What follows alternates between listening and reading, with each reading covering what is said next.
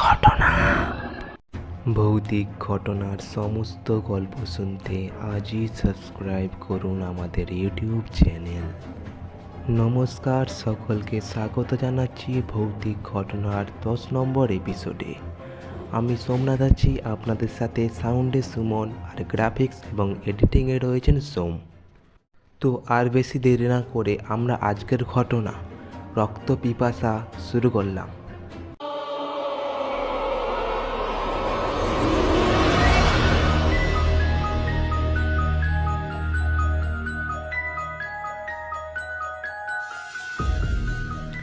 সকাল সকাল একজোট ঝগড়া হয়ে গেল সুনন্দিনীর সঙ্গে।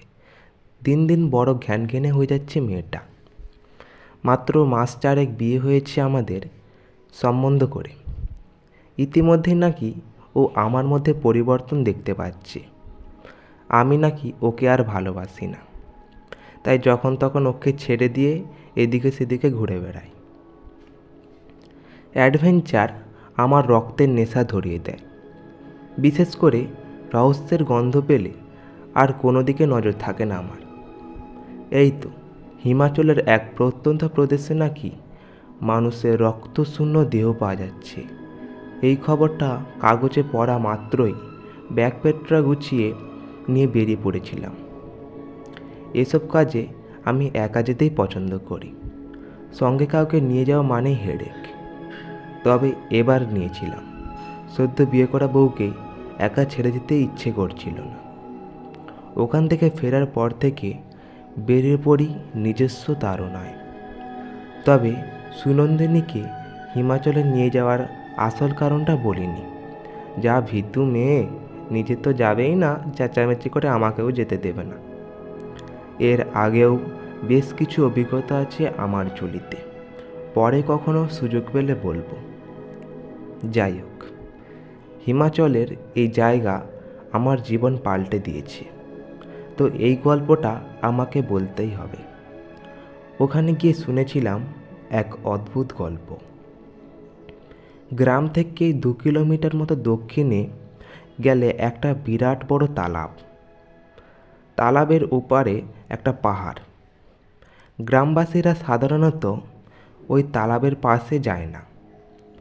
আমি গ্রামে পৌঁছে খোঁজখবর করা শুরু করলাম, কিন্তু যাকেই জিজ্ঞেস করি রক্তশূন্য লাশের রহস্যের কথা, তারা সবাই ফ্যাকাশে মুখ নিয়ে সেখান থেকে চলে যায়। শেষ পর্যন্ত যার বাড়িতে আশ্রয় নিয়েছিলাম সেই বৃদ্ধ জানিয়েছিল এক কাহিনী, যা পাহাড়ি লোককথা অনুসারে যতই আনন্দদায়ক লাগুক না কেন, একবিংশ শতাব্দীতে তারে বিশ্বাস করা অত্যন্ত কঠিন। এখানে একটু বলে নিই, বৃদ্ধের কাছে যখন এসব গল্প শুনছিলাম, সুনন্দিনী তখন স্নানে গিয়েছিল। বলতে পারেন সেই সুযোগটাই আমি নিয়েছিলাম। এবার আমি আসি সেই গল্পে। বহুকাল আগে এই গ্রামে বাস করত অবস্থাপন্ন চাষি পরিবার। চাষির একমাত্র ছেলে 15 বছর বয়সে হঠাৎ উধাও হয়ে যায়। যথাসাধ্য খোঁজখবর করেও কোনো হদিশ পান না। একসময় হাল ছেড়ে দেন তিনি। সেই সময় পাহাড়ের নির্জন উপত্যকায় তাঁবু ফেলেছিল একদল যাযাবর উপজাতি। গ্রামের মানুষ তাদের এড়িয়েই চলত, ভয় পেত। তারা নাকি নানা রকম তন্ত্র মন্ত্র জানত। মানুষের ভালো করার চেয়ে খারাপই করত বেশি। এমনকি অনেকে বলতো ওদের পোষা অপদেবতা আছে। রাত বিরতি উপত্যকা থেকে বয়ে আসা ঠান্ডা হাওয়া নিজের সঙ্গে বয়ে আনত হাড় হিম করা কিছু বিকট শব্দ। সেগুলো কিসের শব্দ তা কেউ বলতে পারত না। যেন এক বিশাল দানব হঠাৎ জেগে উঠে নিজের বন্দিত্ব ঘোচানোর প্রচেষ্টায় উন্মুক্ত ক্রোধে দাপিয়ে বেড়াচ্ছে। চাষির ছেলে পদম যেদিন উধাও হলো, সেদিন রাতারাতি এই যাযাবরের দল পুটলি পটলা গুটিয়ে কোথায় চলে গেল কেউ জানে না।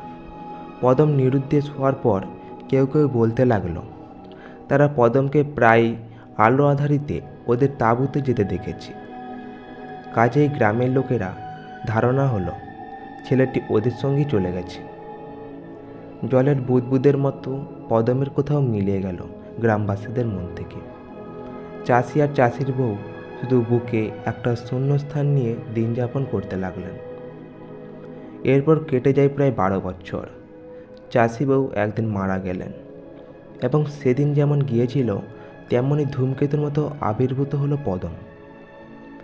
হিমাচলীরা এমনিতেই সুন্দর, কিন্তু পদমের দিক থেকে যেন চোখ ফেরানো যাচ্ছে না, যেন এক জ্যোতির্বলয় ঘিরে রয়েছে তাকে। চাষি বুঝতে পারল না কি করবে, বউ হারানোর শোক না ছেলেকে ফিরে পাওয়ার আনন্দ। বৃদ্ধার মৃত্যু শোক ছাপিয়ে উচ্ছ্বাসে মেতে উঠল গ্রামশুদ্ধ লোক। শুধুমাত্র একজন বাদে, শুধুমাত্র একজন দূর থেকে লক্ষ্য করছিল সব কিছু। তার বলিরেখা পড়া কপাল আরও কুঁচকে রয়েছে কোনো অজানা আশঙ্কায়। নাম কাশিরাম। সব সমস্যার সমাধান ছিল এই লোকটির কাছে। জড়িবুটি থেকে শুরু করে ঝাড়ফুঁক তাবিজ সব কিছুতেই গ্রামবাসীরা এরই শরণাপন্ন হতো। কাজ হতো কি না জানি না, তবে বিশ্বাসেই হয়তো বেশিরভাগ সুরাহা হতো।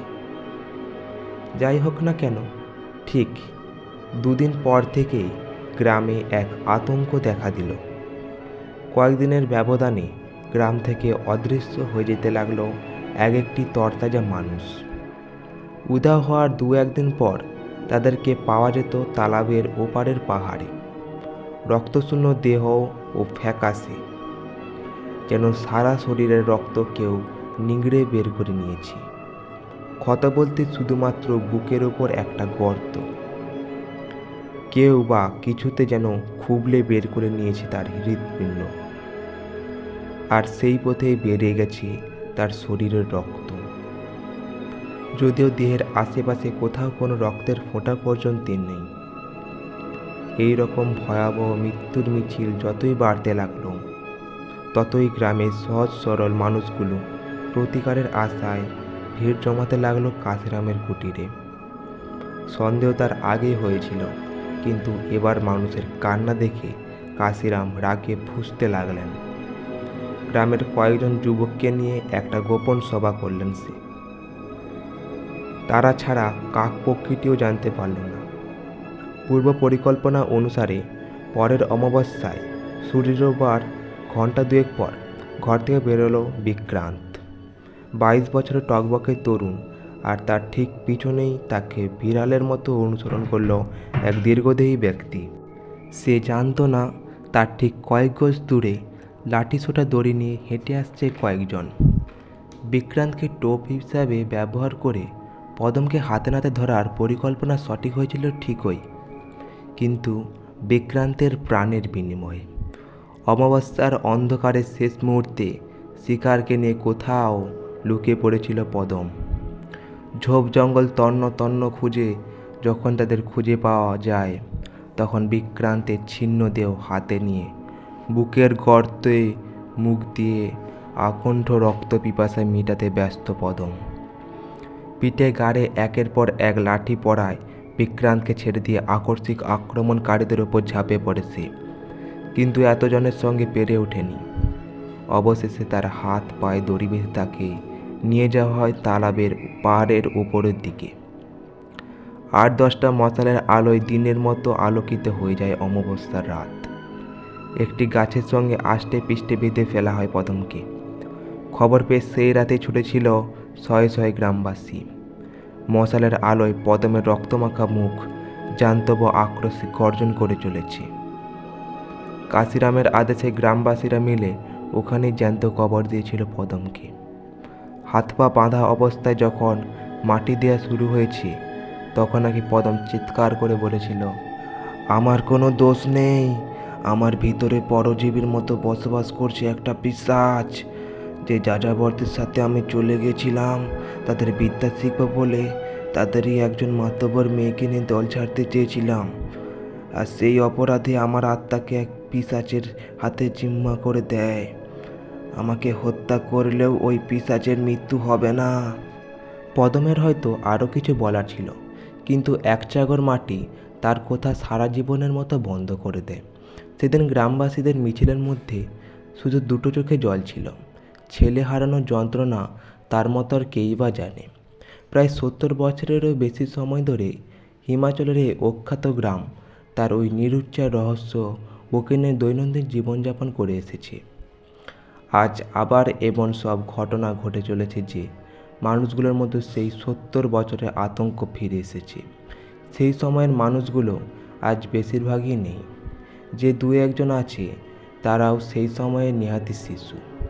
তবু মা ঠাকুমার মুখে শোনা কাহিনী শির দ্বারা হিমশীতল স্রোত এনে দেয়।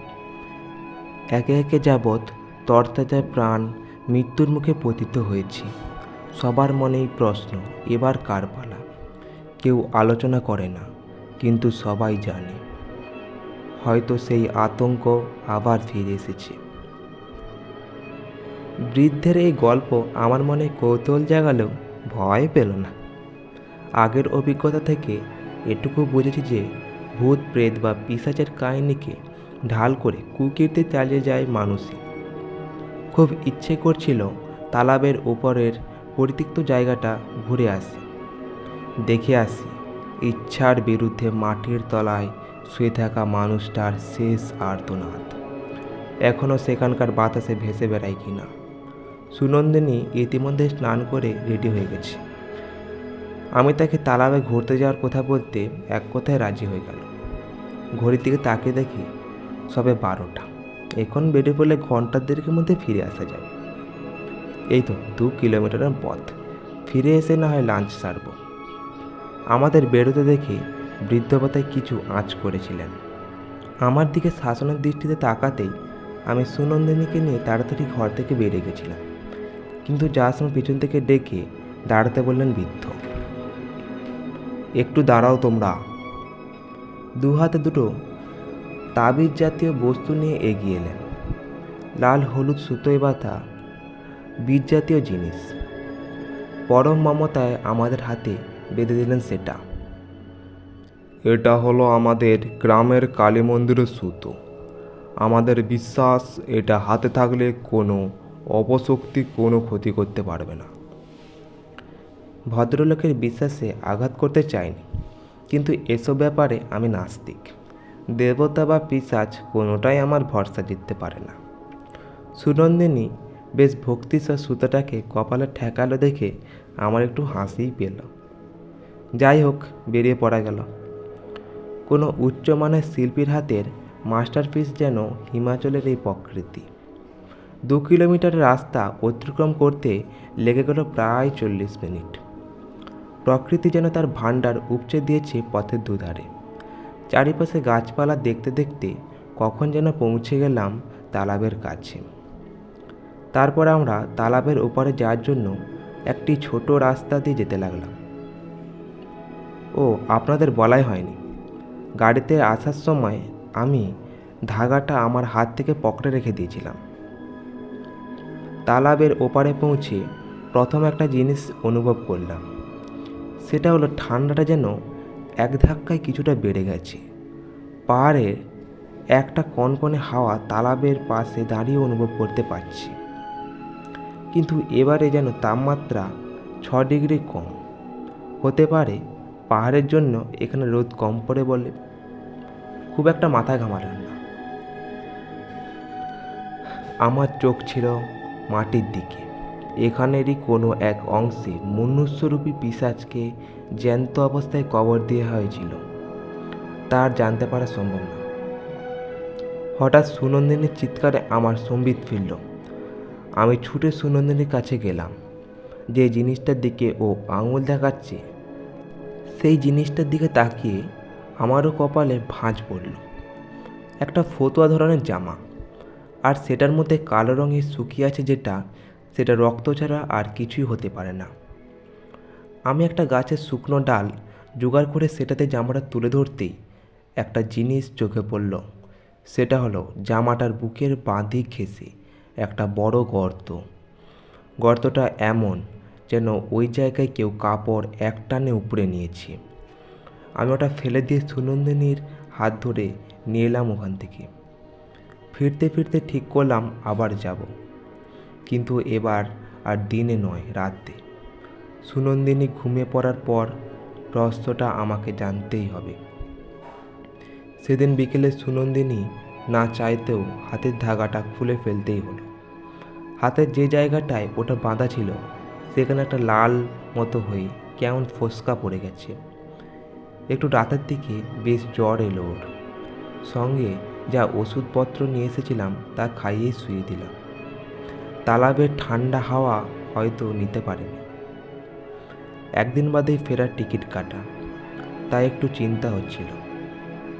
ভালোই ফিরতে পারলে হয়। দুপুরে ওখান থেকে ফিরে এসে কিছু দাঁতে কাটেনি মেয়েটা। রাতের তুমুল জ্বর এসে গেল। রাত 10টা নাগাদ সুনন্দিনীর কপালে হাত দিয়ে দেখলাম জ্বরটা একটু কম। সারাদিন শুধু জল খেয়েই রয়েছে। শুধু বলছে গলা শুকিয়ে যাচ্ছে। জ্বরের উপসর্গ ভেবে খুব একটা মাথা ঘামায়নি। এখন টেবিলের উপর জলের খালি বোতলগুলো দেখে আমার টনক নড়ল। গুনে দেখলাম 13টা। এখানে এসেই আমি মিনারেল ওয়াটারের পেটি কিনে নিয়েছিলাম। দুপুর 3টে থেকে রাত 10টা অবধি সুনন্দিনী 13 লিটার জল খেয়েছে। ওকে অঘরে ঘুমোতে দেখে আমি ওকে আর বিরক্ত করলাম না। হাতের ফোসকাগুলো আরও বড় হয়ে উঠেছে। আমি দরজা ভেজিয়ে দিয়ে ঘর থেকে বেরিয়ে এলাম। ঘন্টা 2-1-এর মধ্যে আশা করি ও জাগবে না। তাড়াতাড়ি ফিরবে বলেই বেরিয়েছিলাম। আজ ভাবি শুধু সেই রাতেই নয়, দুপুরেও যদি না ওখানে যেতাম, ওই গ্রামেই যদি না যেতাম, জীবনটা হয়তো অন্য খাতে বইত।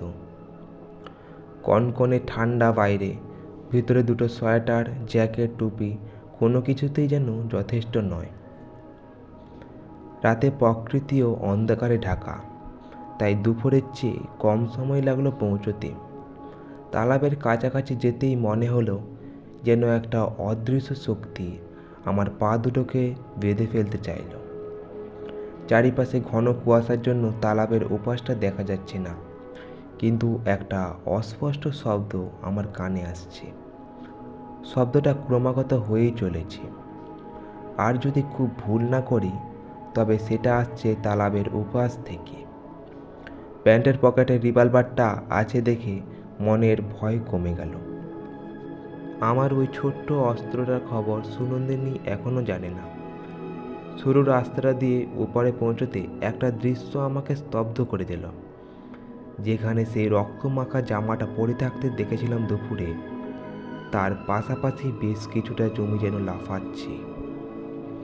ভালো করে দেখে বুঝলাম মাটির নিচ থেকে একটা ক্রমাগত আঘাতে সেই জায়গাটার উপর দিকে ঠেলে ঠেলে উঠছে। স্পষ্ট বুঝলাম এই জায়গা যেখানে পদমকে কবর দেওয়া হয়েছিল। একটানা শব্দটা আসছে মাটির নিচ থেকে। এক পা করে পিছিয়ে এসে আশ্রয় নিলাম একটা গাছের নিচে। কতক্ষণ দাঁড়িয়েছিলাম জানি না। মাটির উপরের অংশ অনেকগুলো ফাটল তৈরি হয়েছে। এক সময় দেখলাম দুটো হাত মাটির তলা থেকে বেরিয়ে প্রাণপণে নিজের বুকের ওপর থেকে মাটি সরাচ্ছে। আস্তে আস্তে পুরো চেহারাটাই উঠে এলো মাটির নিচ থেকে। সেটাকে চেহারা বলবো নাকি কেবল একটা অবয়ব বুঝতে পারছি না। লিকলিকে সরু পাকা চড়া একটা দেহ। অন্ধকারে খুব ভালো দেখতে না পেলেও পাগুলো অস্বাভাবিক লম্বা।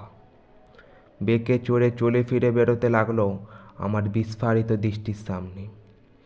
ঠিক যেন একটা কিলবিলে পোকা মানুষের মতো দুপায়ে হাঁটার চেষ্টা করছে।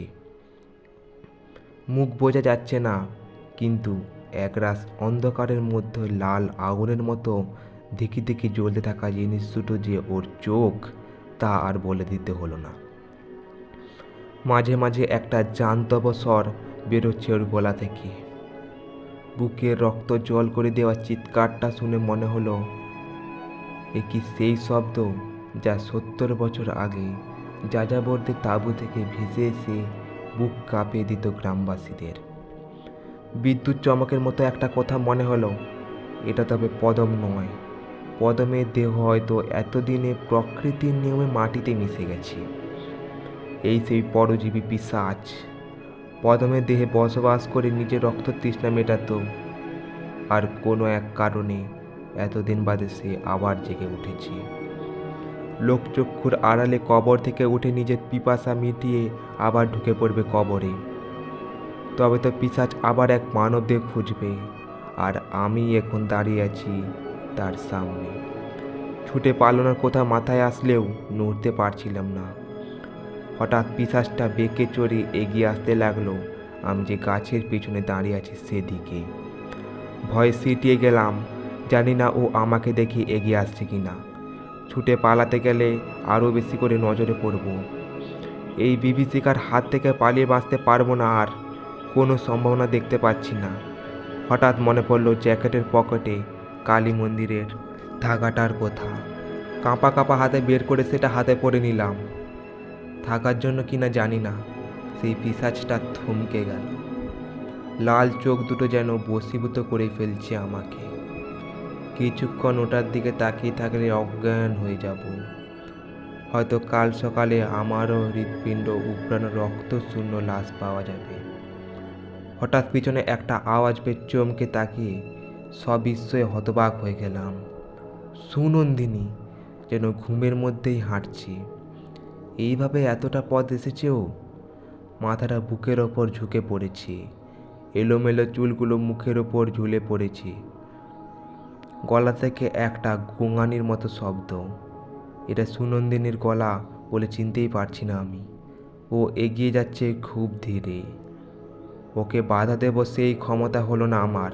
নিজের স্ত্রীকে ভয় পাচ্ছি আমি। সেই পিশাচটা এবার আকাশ ফাটিয়ে গর্জন করে উঠল। সুনন্দিনী প্রায় পৌঁছে গেল ওর কাছে।